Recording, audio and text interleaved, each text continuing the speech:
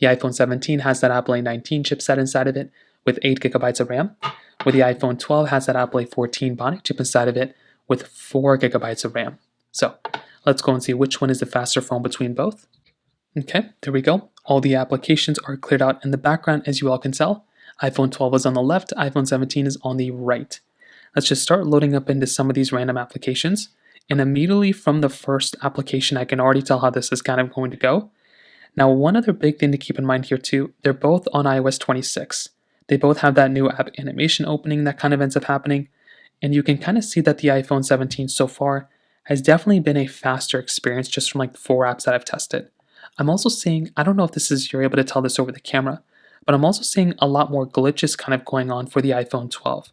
Like when I'm opening up an application, it's just stuttering a lot more on the iPhone 12 versus something like the iPhone, 17. But that's going to happen because the 17 is a newer iPhone. It's way more expensive. So that's exactly what's going to end up happening. Even here, you can kind of tell there was like a slight little glitch. But again, maybe it's not the biggest deal in the world, but you can kind of tell what's going on here. So some glitches here and there. Now, when I load up some of these other applications, these are just like the stock Apple ones. These don't require too much loading.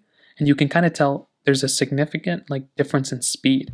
The 17 is definitely giving you a much better experience from that speed standpoint, which I think again is really important. Now I'm also going to load up the RAM in the background too to kind of see which one is going to, the 17 is going to be giving you twice the amount of RAM from that perspective, which again is going to be a very nice thing to have inside of something like the iPhone 17. So you can kind of see just from me loading up these particular applications, nothing super crazy that I wasn't expecting, but you can kind of tell there are some pretty big differences from that. Now, even from these types of games, again, I've done this several times now, so I kind of know how this one's going to go, but you can kind of get an idea with the iPhone 17 how much faster this type of phone is going to be, especially when loading bigger applications. Now, this one had a downloading config thing for this game, so typically it's going to download it first. The 17 didn't have to do that, but still the 17 was probably going to end up being significantly faster from that standpoint as well. So you can kind of see here, the 12 had a little bit more glitches than the 17. If we kind of load into another game, you can even try Temple Run 1, which I don't have. Try Snapchat, these types of applications. As you're using this phone, you're going to start to see little tiny differences here and there, which are probably going to add up to really big differences when it comes down to it. So personally for me, something like the iPhone 17 is going to be a significantly faster phone in almost every single way.